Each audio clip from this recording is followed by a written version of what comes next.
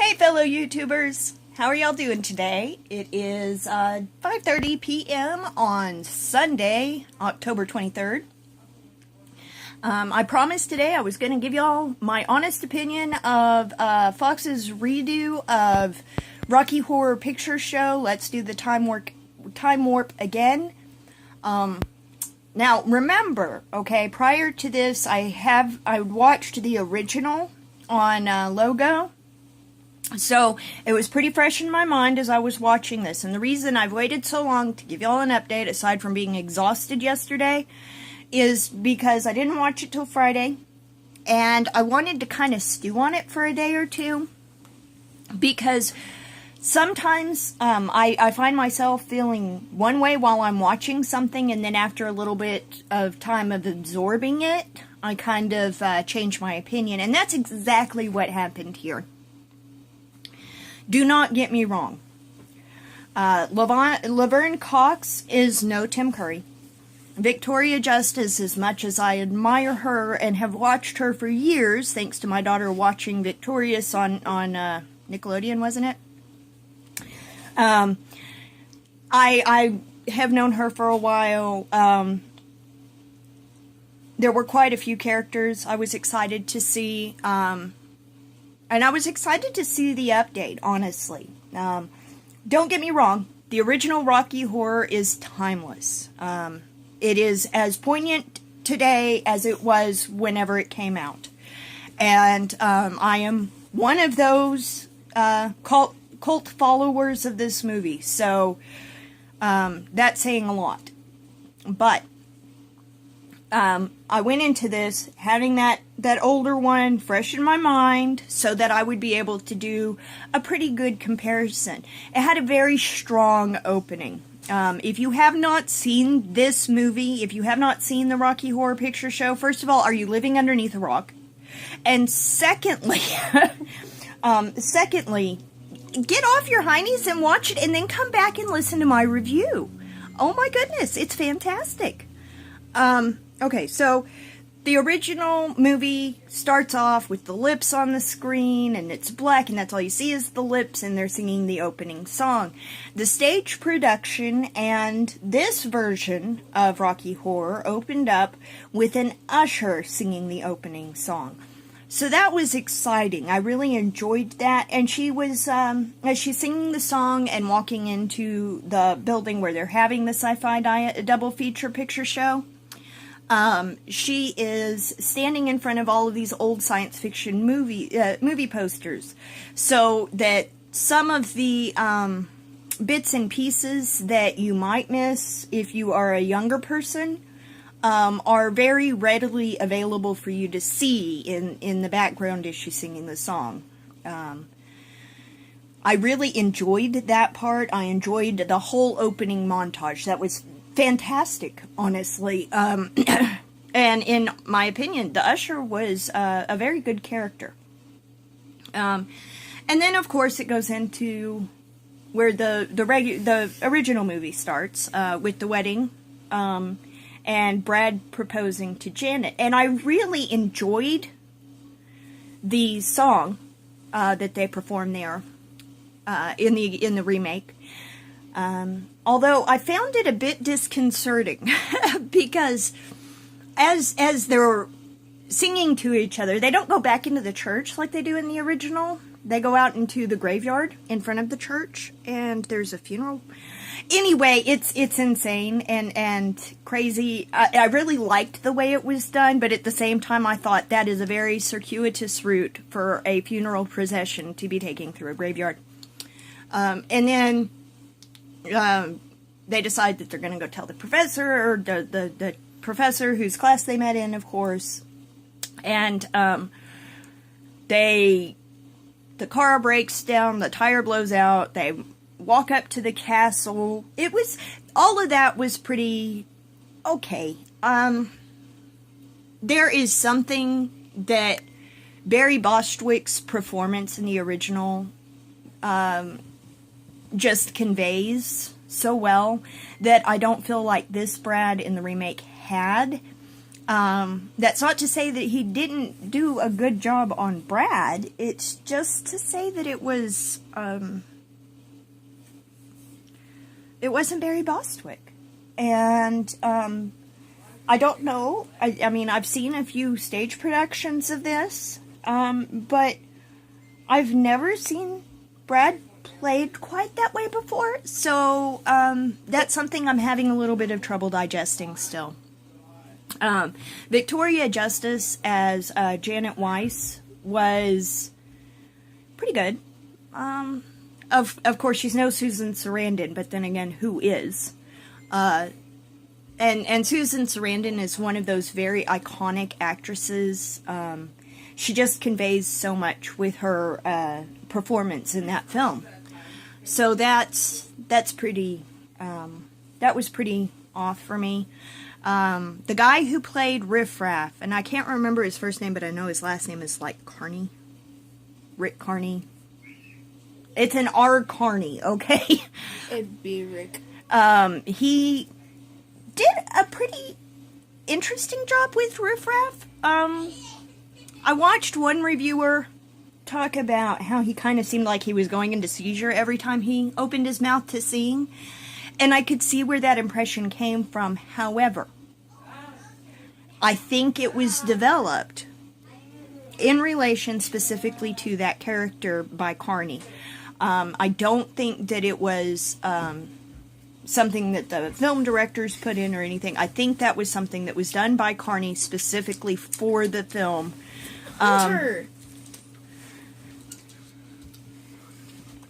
So that was not. Whenever I first watched it, I was like, "What the hell is this guy doing?" He is no Richard O'Brien. But as I have sat on it more, I really kind of liked his performance. He was not my favorite character in the film, but I did enjoy his performance. The costumes, however, left something to be desired. Another reviewer that I read or watched said that it was too clean, too sparkly, and the original film had a grittiness, and it did. It did, and I felt that was lost in the translation. But the costumes were just very, I don't want to say too elaborate, because that wasn't the case at all. And No, I've watched some of the behind the scenes that they showed during the filming, or during the airing of the film. And they were talking about that, and that was a conscious choice made by the costume designers to help delineate the characters. However, Magenta, I did not like the way Magenta looked. I did like Columbia's look, because she had this whole Cyndi Lauper type thing going on, and I really enjoyed that. I didn't think I was going to, because to me, Columbia is the iconic girl that we know from the original. I don't remember who played her in the original, but she was so phenomenal, and this Columbia, while I enjoyed her, was not as good as the original. Rocky in this movie has a phenomenal singing voice. Way better, in my opinion, than the Rocky that sang in the original film. However, I really missed the reveal from the original film for Rocky. In this one, it's like in a refrigerated ice cream type container. And it was just, it really lacked. There was not as great of a reveal. And then, when Rocky emerges from the chamber, he is not wrapped in bandages, and I thought that was part of the best reveal ever. Oh my gosh, the removal of the bandages is phenomenal in the original. And then this Rocky, they still had him in like the gold lame, but it was like knee-length boxers almost, rather than briefs. And I was very disappointed in that. I mean, I understand, okay, it's ABC, or, it's Fox, Disney had their hands in this, you can tell. It was directed by Kenny Ortega. I get it, okay? I do. That being said, Rocky being born in boxers just really kind of killed that whole scene. And his Sword of Damocles song was very well structured and played and whatnot, but it did not honor the original at all.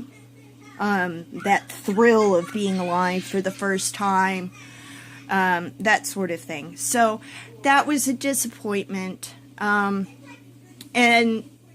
Adam Lambert as Eddie, I'm going to be honest with you guys. I don't listen to a whole lot of Adam Lambert. I've heard some stuff, I'm sure. Ivy plays a but lot of Adam Lambert. It's not like fresh in my mind. But I did not like the reveal or the ending of Eddie in this movie. I did like the costuming choices for Eddie. I thought that was pretty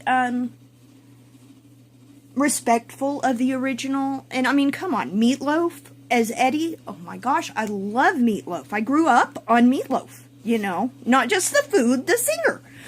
So this is, I mean, that was a kind of a weird pill to swallow, but I think that if Adam Lambert could have really worked that song, played it like the Meatloaf song, but really gave it his own Lambert twist, I think that could have been the best scene in the whole film. However, I don't think he was given that freedom. I've heard that Adam Lambert is like one of the best rock ballad singers out there. And this is a rock ballad song, Hot Patootie, and it just fell flat. So I don't think that Adam Lambert really had a chance to shine in this role. I would like to see it again, but with him having more creative control of the song and less input from directors and whatnot. The professor, in my opinion, is the best character in the film, in the remake. The only downside that I had to this professor, he didn't have the accent, and whenever they are talking, whenever he's singing the song at the dinner table, you know, they're sitting at the dinner table, they're eating the meat that ended up being Eddie, and the professor is singing the song about Eddie breaking his mama's heart and makes you want to cry. That song was just, it wasn't as heavy hitting to me because I'm used to the professor with the accent. And I did, rather than and I did. Because the and I did kind of makes it a little bit heavier, I think, than and I did. But he was, in my opinion, the best character in this whole thing. He was fun to watch. He was personable, very fun and creative, and I really enjoyed that. The downside, again, was that I feel like he just wasn't given enough that he could have done in the film. I felt like he could have been more in charge. And now I'm going to go back and I'm going to talk about Laverne Cox a little bit, because now that I've given the rundown of my opinions of the characters, all except for N Furter, I'm going to go back and hit the main one, N Furter. I love Laverne Cox. I watched the entire first season. I binged the entire first season of Orange is the New Black, and she was like, after Red, my favorite character, but you know, Red's played by Kate Mulgrew, who was Janeway on Voyager, and you can't beat Janeway. So, Laverne Cox is a phenomenal actress. Phenomenal. That being said, and I understand why they made this choice. I mean, intellectually, it kind of makes sense. But N Furter is supposed to be a transvestite. and transvestites are notoriously men who like to dress up in women's clothing. And so for Frankenfurter to have breasts was off-putting. But I think what really killed the performance for me was that she was trying too hard to emulate Tim Curry's performance, and you cannot emulate Tim Curry's performance. There was one scene where she was walking, and I was floored that she was walking that way, because it was cringeworthy, to be frank. I really enjoyed seeing it this way. I don't think it is something I would buy on DVD. We still have it on the DVR. I will probably watch it again with the kids, because it's Rocky Horror. It's Rocky Horror. But something was lost in translation heavily in this film, and I can't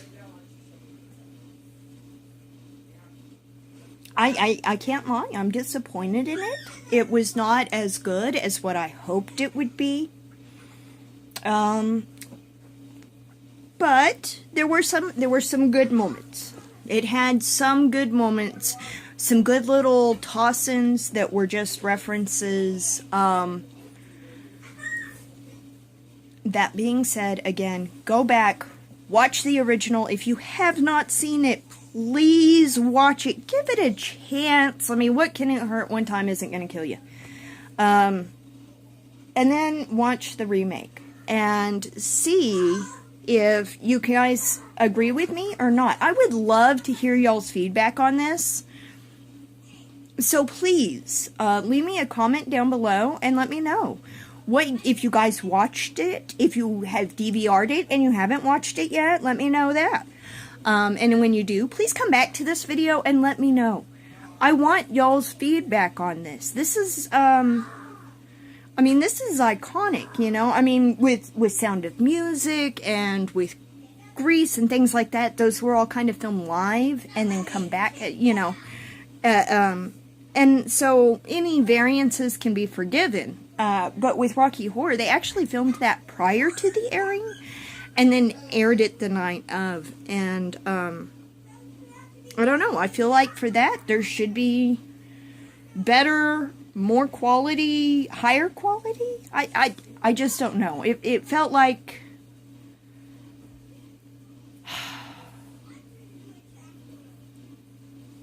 It felt like a waste of really good resources, in my personal, humble opinion, which I know counts for nothing, but in my opinion, that's the way I felt. Yes, Asa. I just wanted to tell everyone, on the weekend before Halloween, so like on the 29th or 30th, I'm going to record myself doing the original and newer version of the Time Lord dance for anyone who wants to try to learn that for Halloween. So just as a quick heads up. Will that be on your channel? Yes. What is your channel name? My channel name is Asa Dick. ASADICK. Just look for the purple icon. Alright. Thank you, Asa. Okay, so I did finish my mother's crochet project today actually. I just finished it up a little bit ago. And now I am sitting here staring at these 3 untouched Caron cake yarns. And trying to decide which one I want to use first. The decisions that must be made. Do you want to show them? I've shown them, but if you would, get them down so that we can show them better. Alright. I knocked something down. I think it was yeah. Alright, most colorful. This one is called Funfetti. And I love it. It's so fun. It's so colorful. I love the Caron Cakes yarn too, just because of the way it feels. And number 2. This one is like one of my all-time favorites, and I kind of want to use it for myself. I'm not even gonna lie. I kind of want, maybe it's so flimsy. Anyway, this one's called Red Velvet, and as you can see, it's got a lot of fun colors. And I had someone comment about how pink this is. This is not pink. I don't know if you guys can see that. Let me see if I can get it closer. It is actually white with some spots of that red in it, which is beautiful. Okay, and then last but certainly not least, this is called Fairy Cake, and this is going to be for Eris's Christmas present. My beautiful niece Eris. Isn't it pretty? It's so pretty. So many different shades of blue. I kind of want to keep that one too. But anyway, I don't know which color I'm going to use or what I'm going to do yet. So, well, I know what I'm going to do with this one. I just don't know if I want to start on it now or if I want to hold off. I may start on it, so I have something to do while I figure out exactly what I'm going to do with the other two. But this one is for my beautiful niece Eris. This beautiful blue one. I love you, Eris. See, blue. Little Miss Cupcake. And it kind of matches your room too. Look at those colors. Woo. So, anyway, we've gone over 21 minutes now, so I'm going to wrap this up. As always, please like, subscribe, share, leave me a comment down below. Please let me know your feedback on the remake of the Rocky Horror Picture Show. If you've watched it, if you plan on watching it, and if not, that's fine. I'd love to hear about that too, okay? If you want to hit me up on social media, those links can be found down below in the description for this video, as well as the link to our Patreon account, which you can make a one-time donation or a monthly donation that we can use to help fund our adventures, like to the Paladar Canyon and things like that. I also am wanting to buy some upgraded camera equipment, like a tripod for this thing, so I don't have to hold it all the time. So I have two hands. Hi, there's my other hand that you guys never get to see, and here's this one.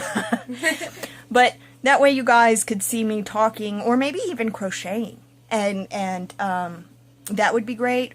I really want to take you guys out to Paladar Canyon, but I think that it would be fun if I could get my hands on a drone. I'm not asking for money to buy a drone, because I think that's ridiculous.